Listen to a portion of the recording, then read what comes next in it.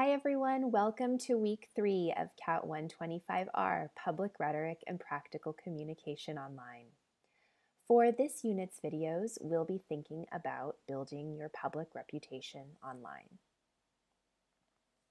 Before we get started, I wanted to make sure that you're all aware of my office hours. I encourage you to come by at any time to talk about any questions you might have in the course, to talk about your statements of purpose, maybe even to brainstorm possibilities for recommenders for graduate or professional school. My office hours are Tuesdays from 1 to 2 p.m. and Thursday evenings from 6:30 to 7:30. These office hours will always be in my Adobe Connect room. You can find it the same place you find your TA's Adobe Connect room. And I hope that by having an afternoon office hour and an evening office hour, that I'll be able to have a schedule that works for most of you. If, however, you find that my office hours conflict with your class or work schedule, let me know, and I'm always happy to schedule an appointment as well. For this week's introductory video, we'll begin by reviewing some of the Zaption responses you all have submitted. We'll think about the statement of purpose and its imagined audience. We'll also talk about audience and social networks. And then finally, we're going to look at some examples from previous CAT125 students and talk about strategies for writing the statement of purpose. So in reviewing your Unit 1 Zaption responses about what you hope to get out of this class, I noticed that a lot of you discussed ideas related to developing your own confidence as a writer. And developing this confidence, of course, is an ongoing process that comes partly through a lot of practice, right? Which is a reference back to the quote we talked about from Don Murray last week, that a writer is a person who writes. However, confidence in your writing also comes from feeling like you really understand what's expected within a given context and that you understand something about the audience to whom you're communicating. So that's really going to be our focus this week as we get you thinking about the statement of purpose assignment. Along those same lines, many of you also expressed an awareness of the importance of thinking about audience in your development as a writer and communicator. We'll be thinking about the audience this week in terms of social networks. The two social networks we've been developing so far in the class are Piazza and Zaption, and they work in really different ways in terms of audience.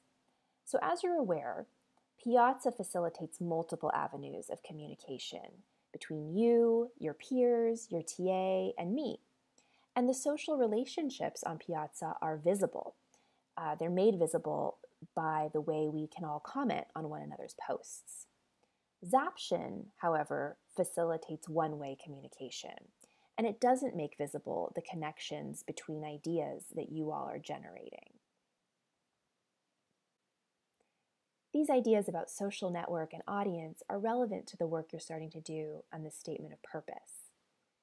So if we go back to our rhetorical triangle from last week for just a minute, we can think about the rhetorical purpose or message for the statement of purpose.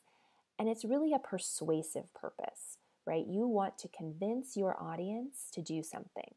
In this case, you want to convince your audience that you are the most qualified candidate for the program or position, and that as a result, they should admit you or hire you, as the case may be. So that purpose is really clear for the statement of purpose, but the audience is a little more challenging. The challenge is that audience is fairly unknown, right? We have professors on admissions committees, employers, human resources professionals. You may not know the audience members individually. And beyond that, you might not really fully know the social networks in which they function. So of course, many of you are already aware of social networks and how they exist. Sites like Facebook, Twitter, Instagram make visible to us that we're all related to different people, to people that we of course don't know in real life. And there might be concentrations of people around certain hubs. And as a result, you might be related to certain kinds of affinity groups. And those connections are a little bit more visible than they were before computerized technologies. However, there's still a lot to be learned about these networks.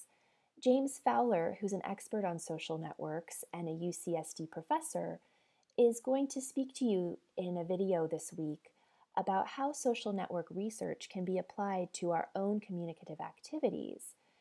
And this will allow you to start thinking about how theories of what's sometimes called infection or viral communication can be used to understand how to communicate your messages more effectively online. It will also get you thinking about how things like credibility and trust are socially networked functions. One of the studies that Fowler talks about in his interview this week is Mark Granovetter's Strength of Weak Ties. And this is an important article that looks at how job seekers take advantage of those with whom they have weak ties, but who have greater connections than those with whom they have strong ties, like family members or close friends.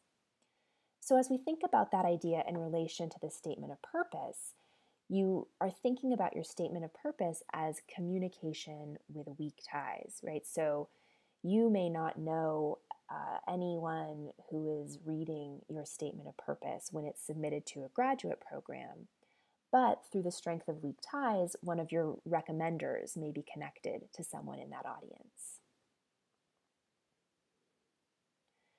So continuing to think about the audience for the statement of purpose, we can think about what the expectations that that audience may hold in some concrete ways. So the audience for a statement of purpose we can consider a few expectations that they might have, such as writing ability, your major areas of interest, research and or work experience, your educational background, immediate and long-term goals, reasons for deciding to pursue a particular field, maturity, motivation and commitment, the realism of expectations, and personal uniqueness. What would you add to the diversity of an incoming workforce or class? And as you all worked on your Piazza post about understanding the audience for the statement of purpose, I really started to see a lot of these expectations emerge. Sometimes very directly, those of you who found programs who had specific prompts or parameters for the statement of purpose found that they were really asking for a lot of these things, and that in fulfilling that prompt or writing within those parameters, it's giving you a framework within which you can communicate the idea that you're an ideal candidate for the program. Your reading this week comes from Dana Boyd and is called Participating in the Always-On Lifestyle. I've pulled a couple of passages here that I think are of particular interest. She writes, "I may not be always on the internet as we think of it colloquially, but I am always connected to the network. And why shouldn't we all have the ability to craft our identity in a public culture?" In advocating for the always-on lifestyle, Boyd emphasizes the connectedness it produces. She also praises the freedom that comes with being able to craft an identity of one's own choosing, or to control those aspects of our identity that we put on display.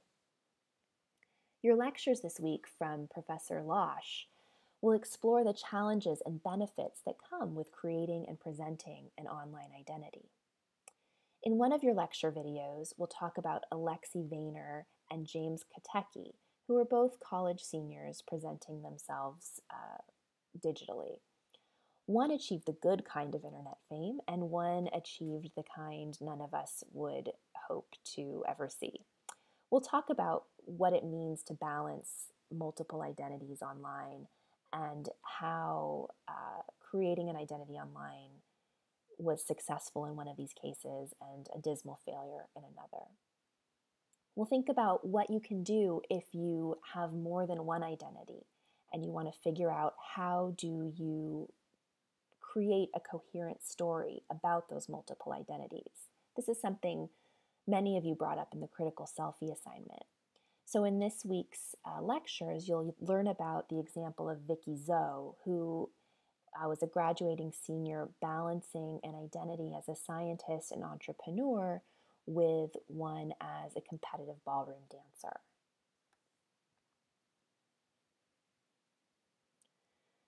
So let's look at some sample work from previous CAT125R students as we work through some potential strategies you may want to use for your own statement of purpose. The first, support your assertions. This is something you're being asked to practice with the Piazza assignment in which you're submitting an evidence paragraph. So I won't read these passages. You can certainly pause the video and take a closer look at each of the passages. I'd encourage you to do that. So taking a look at this example, the student begins with a really concrete assertion. Gaining experience within different fields allows me to take a holistic and well-rounded approach to business. This is the claim, part of the claim the student is making of why he or she is an ideal candidate for the program. The student goes on to support that assertion with really specific and concrete evidence. The student explains that he or she had a surgical laboratory assistant position that gave firsthand experience on the scientific side of the business, and that the student also had an internship on the business development side. So while doing laboratory research, the student was also thinking about how to market and sell the results of that research. So the student gives evidence to support this claim that they have a unique understanding of how scientifically oriented business functions. I'd add that this support from two types of internships that complement one another also demonstrates maturity, right? The student has held multiple types of positions relevant to the field, and it's also evidence that's coming from the student's most recent experience. So sometimes people feel like they have to organize a statement of purpose chronologically. And they might begin by focusing on childhood or an interest from childhood. And I would strongly, strongly discourage you from doing that. Even though it might be true that you've had a long-standing interest in a subject matter or a childhood experience that was especially formative, while you may be trying to demonstrate that long-held interest, it can sometimes backfire and have the effect of making you sound unintentionally immature. Another important strategy for the statement of purpose is to provide relevant detail. So here, the student is making a claim about special expertise, in this case, a specific assertion about leadership. So here the student culls through a lot of detail about his experiences with the ballooning team and the autonomous airplane team in order to find those pieces of evidence that are most relevant to his claim about leadership. What I want to point out again is the timeliness of the detail here, and the fact that although the student certainly participated in many other aspects of these teams, he's using this example to focus on supporting the assertion about leadership. So in this particular paragraph, he's not going into details related to, for example, his technical contributions to the teams. Instead, the focus is on how he led a diverse group of collaborators. The third strategy, account for anomalies. So here's a student who was applying for a music education program, but was making that application from a position where he wasn't actually a music major. So the thing you want to be really careful about when you are accounting for any anomalies in your transcript is to not undermine yourself. So what happens here is, unfortunately, people will fall into the sort of TMI problem of going into a ton of negative information about themselves. So try to keep the tone as positive as possible. And this is what the student does here, right? So the student takes what may be a concern for the audience, right, that the student is not a music major, and turns it into a strength. He uses that fact about himself to explain that his sort of more interdisciplinary background helps him approach music education in a unique way and bring those tools from that interdisciplinary background to bear on his work as a music educator. As a general rule for the statement of purpose, you don't really want to focus on setbacks or problems. It might just undermine your position, right? So you really want to save this strategy if you have a serious problem in your transcript or a serious sort of issue that you think might be a red flag to the committee. And your TA and I can help you decide whether or not you want to address an issue if you have questions about whether or not it's serious enough to address. The final strategy is to explain the program's appeal. So here we have a student applying to the clinical psychology program at UCLA.